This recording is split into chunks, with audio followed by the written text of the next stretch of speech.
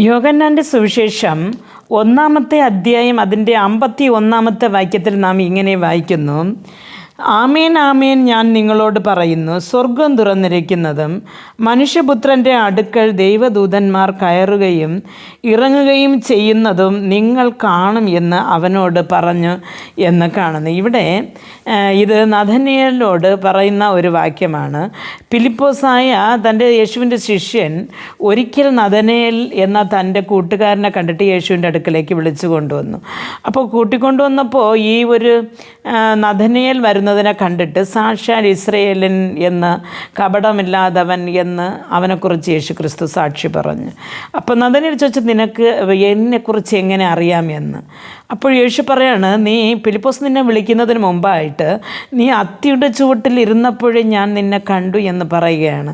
ഇത് മാത്രമല്ല, ഇനി തൊട്ട് മനുഷ്യപുത്രൻ്റെ അടുക്കൽ ദേവദൂതന്മാർ കയറുന്നതും ഇറങ്ങുന്നതും നിങ്ങൾ ഇതുമുതൽ കാണുമെന്ന്. പഴയ നിയമത്തിൽ നാം നോക്കുമ്പോൾ ഇവിടെ ഒരു മനുഷ്യൻ ദൈവദൂതൻ കയറുന്നതും ഇറങ്ങുന്നതും കണ്ടതായിട്ട് പറയുന്നു. ഉൽപ്പത്തിയുടെ പുസ്തകം 28-ാമത്തെ അധ്യായം അതിൻ്റെ 11-ാമത്തെയും 12-ാമത്തെയും വാക്യം നാം വായിക്കുമ്പോൾ അവിടെ ഇങ്ങനെ കാണുന്നു: അവൻ ഒരു സ്ഥലത്ത് എത്തിയപ്പോൾ സൂര്യൻ അസ്തമിച്ചതുകൊണ്ട് അവിടെ രാപ്പാർത്തു. അവൻ ആ സ്ഥലത്ത് കല്ലുകളിൽ ഒന്നെടുത്ത് തലയണയായി വെച്ച് അവിടെ കിടന്നുറങ്ങി. അവനൊരു സ്വപ്നം കണ്ടു. ഇതാ, ഭൂമിയിൽ വച്ചിരിക്കുന്ന ഒരു ഗോവേണി, അതിൻ്റെ തല സ്വർഗത്തോളം എത്തിയിരിക്കുന്നു.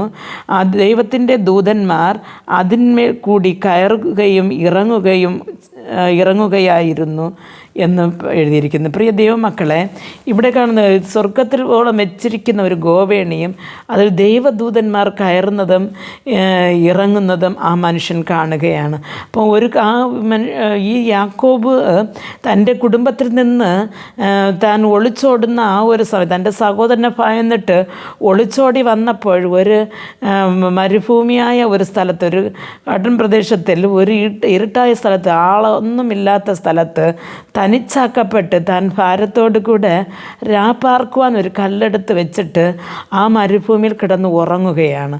താൻ ആ പട്ടണത്തിൽ കിടന്ന് ഉറങ്ങുന്ന ആ ഒരു സമയത്താണ് ഈ കാഴ്ച കാണുന്നത്. നമ്മൾ പ്രിയമായ ദൈവമക്കളെ, നമ്മളിൽ പലരും അങ്ങനെയാണ്. ജീവിതത്തിൻ്റെ ആ ഒരു വേദന നിറഞ്ഞ, ആ ഒരു കണ്ണുനീര് നിറഞ്ഞ പാതയിൽ കൂടെയായിരിക്കും നാം പോയിക്കൊണ്ടിരിക്കുന്നത്.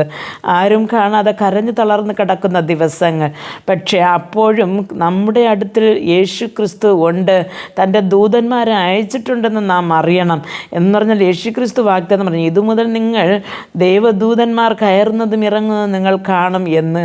എൻ്റെ ഭർത്താവ് വെൻറ്റിലേറ്ററിലായി 21 ദിവസമായ അന്ന് പകൽ ഞാൻ പ്രാർത്ഥിച്ചു കൊണ്ടിരിക്കുമ്പോൾ റൂമിലൊരു പ്രകാശവും അതേപോലെ പ്രാക്കൾ കയറുന്നതും ഇറങ്ങുന്നതും എനിക്ക് ആ ഒരു സായൽ കാണുവാൻ പറ്റി. ഒരു പ്രാവ് പറന്നു വന്ന് എൻ്റെ തലയിൽ ഇരിക്കുന്നതും എനിക്ക് അനുഭവിച്ചറിയാൻ കഴിഞ്ഞു. പക്ഷേ അന്ന് ഞാൻ ഷാർജയിൽ ഒറ്റയ്ക്കായിരുന്നു. അന്ന് രാത്രി ഭർത്താവ് എന്നെ ഈ ലോകം വിട്ട് പോവുകയും ചെയ്തു.